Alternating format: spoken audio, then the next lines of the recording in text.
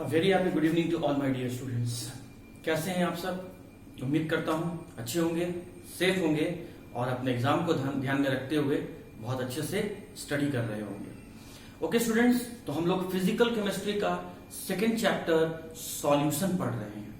उस सॉल्यूशन में हम लोग का जो आज का टॉपिक जो हम लोग को डिस्कस करना है वो है डिप्रेशन इन फ्रीजिंग पॉइंट।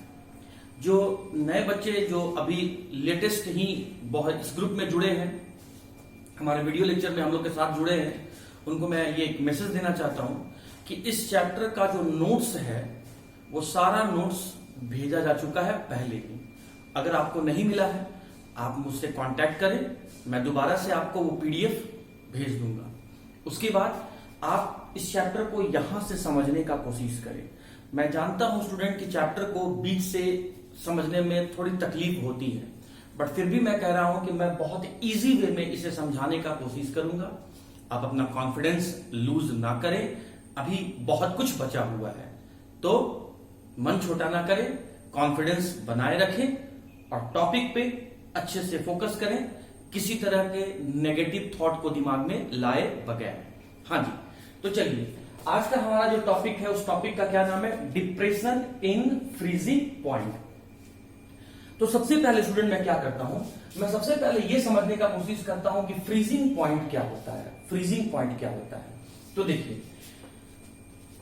वो पॉइंट, वो टेम्परेचर, ध्यान दीजिएगा, ये पॉइंट कहा गया है टेम्परेचर के लिए, वो पॉइंट या वो टेम्परेचर का वैल्यू जिसमें सॉलिड जो है, सॉलिड सब्सटेंस जो है वो लिक्विड में कन्वर्ट करता हो और साथ ही साथ लिक्विड भी सॉलिड में कन्वर्ट करता हो। मतलब एक ऐसा टेम्परेचर जिसपे सब्सटेंस का सॉलिड और लिक्विड दोनों फेज एग्जिस्ट करता हो, उसी टेम्परेचर के वैल्यू को हम लोग फ्रीजिंग पॉइंट कहते हैं। मैं फिर से समझा देता हूं, एक बार ध्यान से सुनिएगा। फ्रीजिंग पॉइंट वो पॉइंट या टेम्परेचर का वो वैल्यू जिसमें सॉलिड लिक्विड में बदलता हो, लिक्विड सॉलिड में भी बदलता हो और वो सब्सटेंस का दोनों अवस्था, दोनों फेज एग्जिस्ट करता हो, तो टेम्परेचर के उस वैल्यू को हम लोग फ्रीजिंग पॉइंट कहते हैं। ये एक रफ डेफिनेशन था, सही डेफिनेशन मैं अभी फिर से आपको समझाऊंगा। अब देखिए ध्यान से स्टूडेंट, देखिए ध्यान से। आपने क्या बोला कि सॉलिड लिक्विड में कन्वर्ट होता हो, तो सॉलिड को लिक्विड में कैसे कन्वर्ट करेंगे आप? अगर कोई सॉलिड सब्सटेंस, मैंने आपको बर्फ दे दिया और मैंने कहा इसको लिक्विड फॉर्म में कन्वर्ट करो, आइस मैंने आपको दिया और कहा इसे लिक्विड फॉर्म में कन्वर्ट करो, ऑब्वियस सी बात है स्टूडेंट कि आप उस आइस को हीट करेंगे। तो मैं सॉलिड को लिक्विड में कन्वर्ट करने के लिए मैं हीट करना शुरू किया, मतलब मैं टेम्परेचर बढ़ाना शुरू किया। अब जैसे ही आपने हीट करना शुरू किया तो वहां पर वेपर बनना शुरू होगा। इसका मतलब टेम्परेचर बढ़ाने से वेपर का जो फॉर्मेशन है वो वेपर फॉर्मेशन इंक्रीज कर जाएगा, वेपर के बनने का टेंडेंसी इंक्रीज कर जाएगा, वेपर का फॉर्मेशन टेंडेंसी इंक्रीज कर जाएगा। वेपर बनते जाएगा तो वेपर फिर प्रेशर भी लगाएगा, तो इसका मतलब वेपर प्रेशर बढ़ते चला जाएगा। अब मैं इस पॉइंट को यहां लाके रोक रहा हूं, अब उधर चलो। लिक्विड सॉलिड में भी बदलता हो, तो लिक्विड को सॉलिड में बदलने के लिए हम लोग को क्या करना पड़ेगा? कूल डाउन करना पड़ेगा, कूल डाउन करना पड़ेगा, ठंडा करना पड़ेगा। कूल करने का मतलब क्या स्टूडेंट? टेम्परेचर को कम करना पड़ेगा। मतलब हम लोग यहां पर टेम्परेचर को कम कर रहे हैं। टेम्परेचर जैसे ही आप कम करेंगे तो उसमें जो वेपर बन रहा था वो वेपर बनने का टेंडेंसी भी कम हो जाएगा। मतलब वेपर का फॉर्मेशन भी आपका क्या हो गया?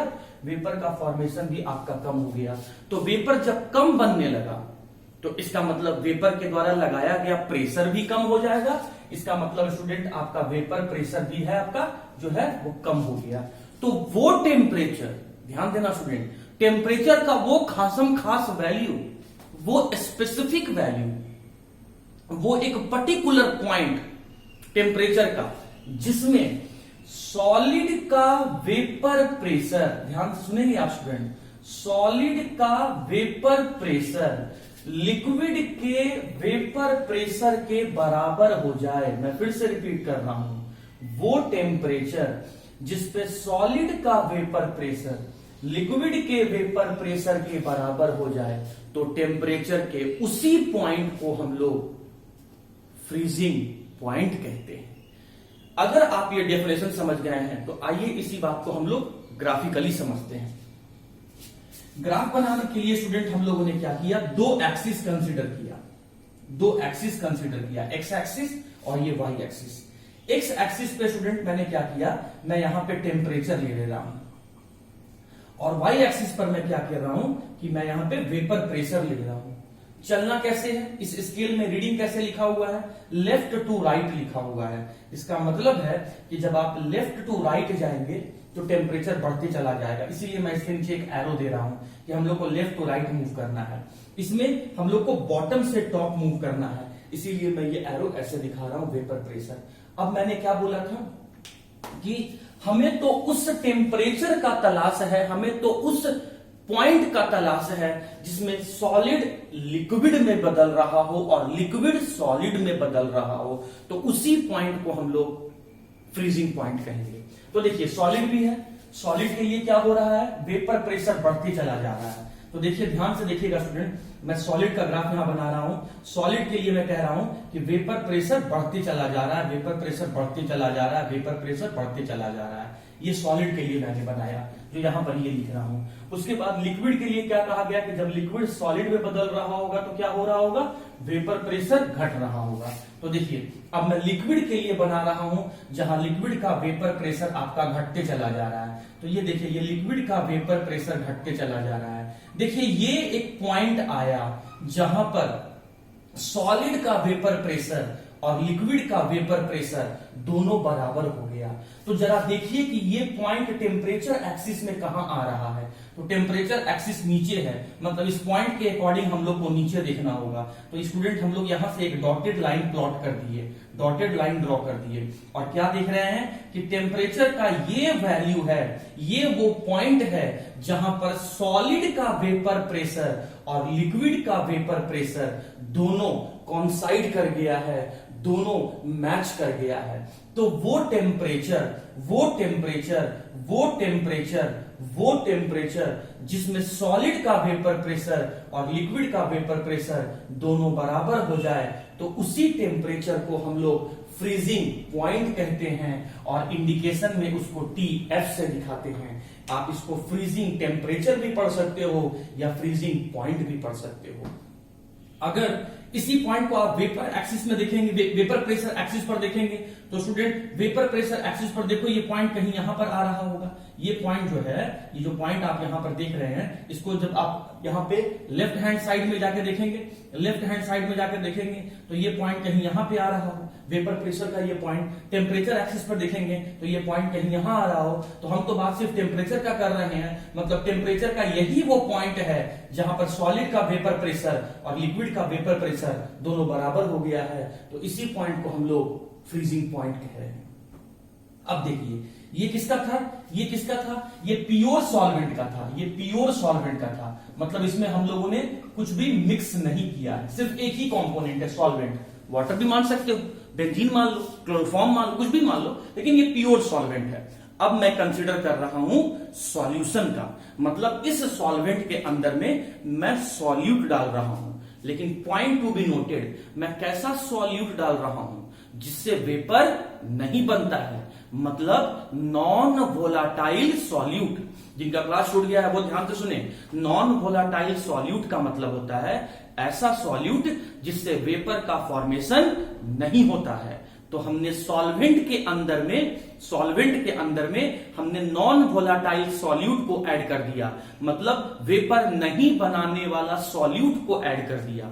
तो आपको ये बात पता है स्टूडेंट कि जैसे ही आपने सॉल्यूट को ऐड किया तो सॉल्यूट और सॉल्वेंट मिलके सॉल्यूशन बन गया। और ये भी मैं पहले पढ़ा चुका हूं कि सॉल्वेंट के कंपैरिजन में, सॉल्वेंट के तुलना में सॉल्यूशन का वेपर प्रेशर कम होता है। सॉल्यूशन का वेपर प्रेशर कम होता है। क्यों कम होता है वो रीजन मैं बता चुका हूं। तो अगर ये पॉइंट प्योर सॉल्वेंट का वेपर प्रेशर है, तो इससे कहीं नीचे से हम लोग को स्टार्ट करना होगा सॉल्यूशन का वेपर प्रेशर को देखने के लिए, क्योंकि सॉल्यूशन का वेपर प्रेशर तो कम होता है एज कंपेयर टू सॉल्वेंट। तो ये तो आपका प्योर सॉल्वेंट का था। तो जरा गौर करेंगे, अब मैं यहां पर सॉल्यूशन ले रहा हूं, ये लिया मैंने सॉल्यूशन का वेपर प्रेशर, जो देखिए आप देखिएगा तो ये पॉइंट उससे नीचे है, चलिए देखिए इससे नीचे है, तो ये रहा आपका, ये रहा स्टूडेंट आपका सॉल्यूशन का, ये है सॉल्यूशन का वेपर प्रेशर, सॉल्यूशन का वेपर प्रेशर। तो हो क्या रहा है, ध्यान दीजिएगा, ये था आपका vapour pressure of solid solvent. ये क्या है, vapour pressure of liquid solvent. अब मैंने क्या कहा, सॉल्यूशन का देखिए वेपर प्रेशर फिर घटना शुरू हुआ, और ये पॉइंट आप पर देखिए कॉन्साइड किया है। ये वो पॉइंट है जहां पर सॉलिड का वेपर प्रेशर और सॉल्यूशन का वेपर प्रेशर दोनों कॉन्साइड कर गया है, दोनों मैच कर गया है। तो इस पॉइंट पर आप इस पॉइंट के अकॉर्डिंग देखिए कि ये पॉइंट टेम्परेचर एक्सिस पे कहां आ रहा है। तो इसके लिए हम लोग एक्स एक्सिस की तरफ एक डॉटेड लाइन प्लॉट किए, और क्या पता चल रहा है कि टेम्परेचर एक्सिस पर ये वो पॉइंट है जहां पर सॉल्यूशन का वेपर प्रेशर और सॉलिड का वेपर प्रेशर दोनों कॉन्साइड कर गया है। तो जब सॉलिड का वेपर प्रेशर और सॉल्यूशन का वेपर प्रेशर दोनों इक्वल हो जाए तो उसी टेम्परेचर को हम लोग फ्रीजिंग पॉइंट कहते हैं, ये फ्रीजिंग पॉइंट आपका सॉल्यूशन का है तो उसे TF से दिखाया गया। ये फ्रीजिंग पॉइंट प्योर सॉल्वेंट का है, इसीलिए इसे T0F से दिखाया गया। अब जरा आप इस टेम्परेचर एक्सिस पे गौर करें, आपको चलना था लेफ्ट से राइट पर, तो जरा देख के बताएं कि सॉल्यूशन और प्योर सॉल्वेंट का फ्रीजिंग पॉइंट में से कम फ्रीजिंग पॉइंट किसका है। तो आप देख के बता सकते हैं कि सॉल्यूशन का, माय डियर स्टूडेंट ध्यान से सुनिएगा, सॉल्यूशन का फ्रीजिंग पॉइंट कम होता है as compare to the freezing point of pure solvent. फिर से देखो यहां पर मैंने क्या बोला, इस टेम्परेचर एक्सिस पर देखो, टेम्परेचर एक्सिस पर देखने से आपको क्या मालूम चल रहा है कि ये जो फ्रीजिंग पॉइंट है सॉल्यूशन का उसका वैल्यू कम है, और ये जो फ्रीजिंग पॉइंट है प्योर सॉल्वेंट का उसका वैल्यू ज्यादा है। तो freezing point of solution is less than the freezing point of pure solvent. ये बात आप बिल्कुल दिमाग में रखेंगे, ये आज का दूसरा पॉइंट था, लेकिन यहां से लॉजिक जानना जरूरी है कि क्यों सॉल्यूशन का फ्रीजिंग पॉइंट कम हो गया। सॉल्यूशन का फ्रीजिंग पॉइंट इसीलिए कम होता है क्योंकि सॉल्यूशन का वेपर प्रेशर कम होता है। देखिए ये पॉइंट कहीं आपका यहां पे आएगा स्टूडेंट, अगर आप देखेंगे तो प्योर सॉल्वेंट का ये जो आपका वेपर प्रेशर है ये पॉइंट कहीं यहां पे आएगा, और जो सॉल्यूशन का जो वेपर प्रेशर आप जो स्टार्ट किए हैं ये पॉइंट कहीं यहां आएगा। तो आप क्या देख रहे हैं कि प्योर सॉल्वेंट के तुलना में सॉल्यूशन का वेपर प्रेशर कम होता है, इसीलिए सॉल्यूशन का फ्रीजिंग पॉइंट भी कम होता है। तो उम्मीद करता हूं आप फ्रीजिंग पॉइंट समझ में आपको आ गया होगा। पहला पॉइंट मैंने आपको क्या बताया कि जब सॉलिड का वेपर प्रेशर लिक्विड के वेपर प्रेशर के बराबर हो जाए तो उसी पॉइंट को हम लोग कहते हैं फ्रीजिंग पॉइंट। और दूसरी बात कि सॉल्यूशन का फ्रीजिंग पॉइंट का वैल्यू कम होता है as compare to the freezing point of pure solvent. और इसके पीछे मैंने रीजन क्यों बताया, सॉल्यूशन का वेपर प्रेशर कम होता है इसीलिए सॉल्यूशन का फ्रीजिंग पॉइंट कम होता है। अब टॉपिक पे आ जाओ, depression in freezing point. Depression का मतलब होता है डिक्रीज होना, कम होना, मतलब कम हो जाता है फ्रीजिंग पॉइंट किसका, सॉल्यूशन का। ये जो टॉपिक लिखा गया है ये किसके लिए लिखा गया है, सॉल्यूशन के लिए लिखा गया है। सॉल्यूशन का तुलना किया गया है तब सॉल्यूशन के बारे में लिखा गया है, और कहता है कि प्योर सॉल्वेंट के कंपैरिजन में सॉल्यूशन का फ्रीजिंग पॉइंट कम होता है। तो प्योर सॉल्वेंट के तुलना में सॉल्यूशन का फ्रीजिंग पॉइंट घट जाना, यही फेनोमेनन कहलाता है डिप्रेशन इन फ्रीजिंग पॉइंट। अब मैं फिर से आपको एक बात बता रहा हूं, जब हम सॉल्वेंट में नॉन वोलाटाइल सॉल्यूट डालते हैं और सॉल्यूशन बनाते हैं तो इस सॉल्यूशन का फ्रीजिंग पॉइंट का वैल्यू कम हो जाता है as compare to the pure solvent. तो this decrease in the freezing point of solution is known as the depression in freezing point. उसके बाद मैंने क्या बोला, क्वेश्चन के फॉर्म में अगर आप पूछना चाहें तो why there is depression in freezing point of solution, solution का फ्रीजिंग पॉइंट कम क्यों हो जाता है, तो आपको रीजन देना है। सॉल्यूशन का वेपर प्रेशर कम होता है, इसीलिए सॉल्यूशन का फ्रीजिंग पॉइंट आपका कम हो जाता है। और अगर हमको चेंज निकालना होगा, चेंज इन फ्रीजिंग पॉइंट अगर हमको निकालना होगा, डेल्टा टीएफ, चेंज के लिए मैंने क्या लिखा, डेल्टा, फ्रीजिंग पॉइंट के लिए मैंने क्या लिखा, टीएफ। अब चेंज कैसे निकालेंगे, greater value minus smaller value. तो ग्रेटर वैल्यू किसका है, प्योर सॉल्वेंट का है, तो प्योर सॉल्वेंट का freezing point minus freezing point of solution, freezing point of solution. और इस तरीके से हम लोग जो वैल्यू कैलकुलेट करते हैं इसे ही हम लोग कहते हैं depression in freezing point. Student यहां पर डेल्टा टीएफ ये क्या है, डिप्रेशन इन फ्रीजिंग पॉइंट।